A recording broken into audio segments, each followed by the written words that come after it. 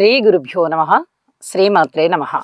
మా భక్తి టీవీని ప్రోత్సహిస్తున్నటువంటి మా ప్రేక్షకులందరికీ ధన్యవాదాలు తెలియజేస్తూ 27 జూలై నుంచి 2 ఆగస్టు వరకు గల కాలానికి రాశి ఫలితాలు తెలియచెప్పుకుందాము. గ్రహ స్థితులు ఏ విధంగా ఉన్నాయి, దృష్టులు ఏ విధంగా ఉన్నాయి కూడా అంశాలన్నీ తెలియచెప్పుకుంటూ నివారణ ఎలా చేసుకోవాలి, ఏదైనా దోషాలు ఉన్నట్లయితే అనేటటువంటి ముఖ్యాంశాలన్నీ తెలియచెప్పుకుందాము.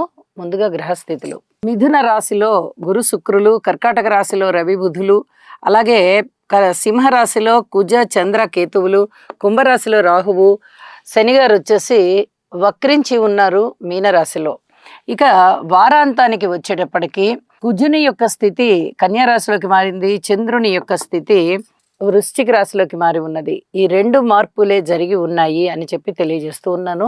అలాగే గ్రహ సమ్మేళనాల యొక్క ఫలితాలను తీసుకున్నట్టయితే గురు శుక్రుల యొక్క సమ్మేళనము చాలా శుభకరమైనది, మంగళప్రదమైనది. అలాగే ఇద్దరు గురువులే, ధనయోగాలు బాగుంటాయి. ఎవరెవరికి ధనయోగాలు ఉంటాయి అనేది మనము రాసుల్లో తెలియచెప్పుకుందాం. ఆ తదుపరి రవి బుధులు, బుధ అదిచ్చి యోగం చాలా చాలా బాగుంటుంది అని చెప్పి తెలియజేస్తూ ఉన్నాను. అన్ని విధాలుగా మీకు మనశ్శాంతి కావాలో అన్ని విధాలుగాను మనశ్శాంతి ఇస్తారు రవి బుధులు ఇద్దరు కూడా. అది యోగము కాబట్టి ఈ యోగము అంటే బుధాదిచ్చి యోగము వల్ల ప్రశాంతమైన జీవితం ఉంటుంది, కీర్తి ప్రతిష్టలు ఉంటాయి. అలాగే చంద్ర కుజ కేతువులు, ఇక్కడ చంద్రకేతువుల యొక్క పరిస్థితి కొంచెం అనుమానాలకి దారితీస్తూ ఉంటుంది, రాహు దృష్టి ఉంటుంది కాబట్టి. ఇక చంద్ర కుజుల పరిస్థితి, కుజుని యొక్క దోషం ఏదైనా ఉన్నది అంటే ఆ దోషాన్ని తీసేసి మంచి ఫలితాలను ఇస్తుంది. ముఖ్యంగా వ్యాపార పరంగా మంచి ఫలితాలను ఇస్తూ ఉంటుంది. ఇక దృష్టుల విషయానికి వచ్చినట్టయితే కుజుని దృష్టి రాహు గారి మీద, శని గారి మీద పడుతూ ఉంది. ఇది తప్పనిసరిగా స్తోత్ర పారాయణాలు చేసుకోవాలి, లేదా ఒక్కసారి నవగ్రహ హోమం అయినా చేసుకోవాలి. ఇది చెప్పదగినటువంటి సూచనగా తెలియజేస్తూ ఉన్నాను. హృద్రోగాలు అంటే హార్ట్ అటాక్స్, అలాగే యాక్సిడెంట్స్, అది విమాన ప్రమాదాలు అవ్వచ్చు, రైలు ప్రమాదాలు అవ్వచ్చు, జల మార్గాల ద్వారా వెళ్ళే మార్గాలలో ప్రమాదాలు ఉండొచ్చు, అలాగే రోడ్డు ప్రమాదాలు ఉండొచ్చు, కాలి నడకన వెళ్తున్నా కూడా ప్రమాదం ఉండొచ్చు. ఏ రూపకంగా అయినా కూడా ప్రమాదం అనేది సూచిస్తూ ఉంటుంది, అనారోగ్యాన్ని సూచిస్తూ ఉంటుంది, కోర్టు కలహాలను ఇస్తూ ఉంటుంది, అలాగే దుఃఖాన్ని ఇస్తూ ఉంటుంది. అంత శుభకరమైనటువంటి దృష్టులు కాదు ఇవి. ఇది చెప్పదగినటువంటి సూచనగా తెలియజేస్తున్నాను.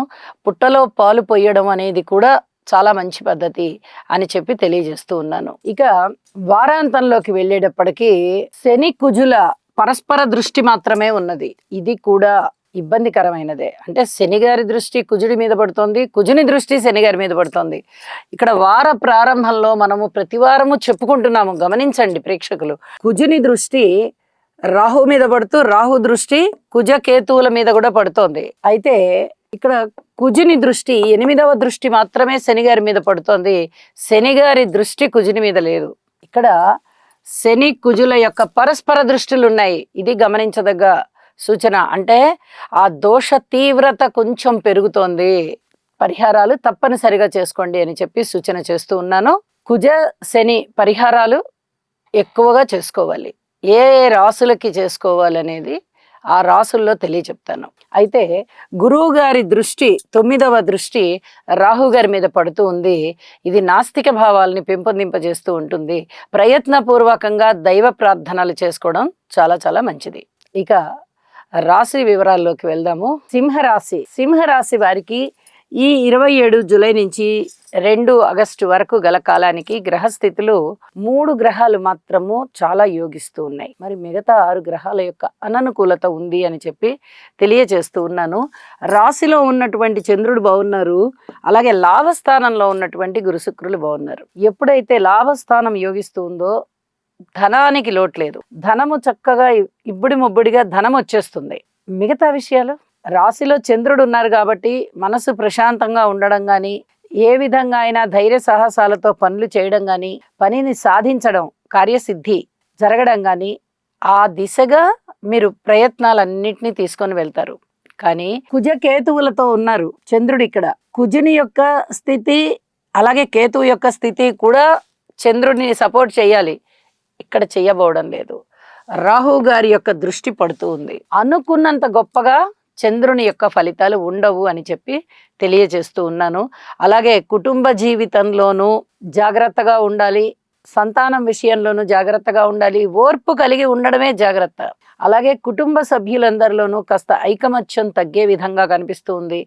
దుఃఖానికి దారితీస్తున్నాయి పరిస్థితులు, కలహాలకి దారితీస్తున్నాయి. ఇవి లేకుండా చూసుకోండి. ఇది చెప్పదగినటువంటి సూచనగా తెలియజేస్తూ ఉన్నాను. అన్నదమ్ముల సహాయ సహకారాలు కాస్త కనిపిస్తూ ఉన్నాయి.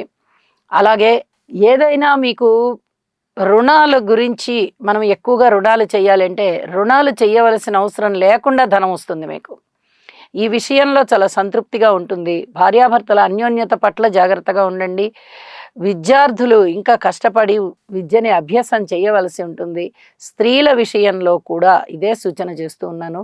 కొంచెం కష్టపడండి, భగవద్ ధ్యానం చేసుకోండి. ఇది చెప్పదగినటువంటి సూచనగా తెలియజేస్తూ ఉన్నాను. అలాగే వ్యవసాయదారుల విషయంలో అనేక విధాలుగా వీరికి కష్టం కనిపిస్తూ ఉంది. పూర్తిగా ఈ కష్టం ఫలిస్తుందా ఇప్పుడేనంటే ఇప్పుడు ఏమీ ఫలించబోవడం లేదు. ఇంకా కొంచెం శ్రమ పెరిగేటటువంటి పరిస్థితే కనిపిస్తుంది. అలాగే పిత్రార్జితాలు ఏ విధంగా ఉంటాయి అంటే పిత్రార్జితం కానీ, అలాగే మాతృ సంబంధమైన సహాయ సహకారాలు కానీ, పితృ సంబంధమైన సహాయ సహకారాలు కానీ ఇప్పుడు ప్రస్తుతం ఏమీ అందబోవడం లేదు అని చెప్పి తెలియచేస్తూ ఉన్నాను. ఇక్కడ ఒక చిన్న విషయాన్ని అయితే తెలియచెప్పాలి. ఏదైనా లిక్కరు, సారా ఇలాగా కొంచెం చేదుగా ఉండేటటువంటి వ్యాపారాలు, ఆ పదార్థం చేదుగా ఉండాలి, అలాంటి వ్యాపారాలు, మందులు ఇలాంటి వ్యాపారాలు చేసుకునే వారికి కొంచెం అనుకూలమైన కాలం అని చెప్పి తెలియచెప్పడం జరుగుతోంది. ఇక ఉద్యోగ జీవితంలోనూ ఓర్పు కలిగి ఉండండి, వ్యాపార జీవితంలోనూ ఓర్పు కలిగి ఉండండి, జీవిత భాగస్వామి పట్ల కూడా ఓర్పు కలిగి ఉండండి. కోర్టు కేసులు కానీ, ఇతరత్ర పంచాయతీలు కానీ ఏవైనా సరే వాయిదా తీసుకోవడం చాలా చాలా మంచిది అని చెప్పి తెలియజేస్తున్నాను. వారాంతానికి వెళ్ళేటప్పటికీ చంద్రుని యొక్క స్థితి 4వ స్థానంలోకి వచ్చి అనుకూలత లేదు. అలాగే కుజుని యొక్క స్థితి కూడా ద్వితీయంలోకి వచ్చి అనుకూలత లేదు. ఈ అనుకూలత లేని అంశాలే ఉన్నాయి కాబట్టి వార ప్రారంభం నుంచి ధన ఆదాయం విషయంలో మటుకు సంతృప్తికరంగా ఉన్నారు అని మరొకసారి తెలియజేస్తున్నా. మిగతా అన్ని విషయాలలోనూ ఓర్పు కలిగి ఉండడమే చాలా చాలా మంచిది అని చెప్పి తెలియజేస్తూ ఈ పరిహారాలు తప్పనిసరిగా చేసుకోండి. మరింత మానసిక ప్రశాంతత పొందండి. శుభం. చంద్రగ్రహ అనుకూలత కొరకు దధిశంక తుషారాభం క్షీరోదార్ణవ సముద్భవం నమామి శశినం సోమం శంభోర్మకుటభూషణం. ఓం శ్రాం శ్రీం శ్రౌం సహ చంద్రాయ నమః.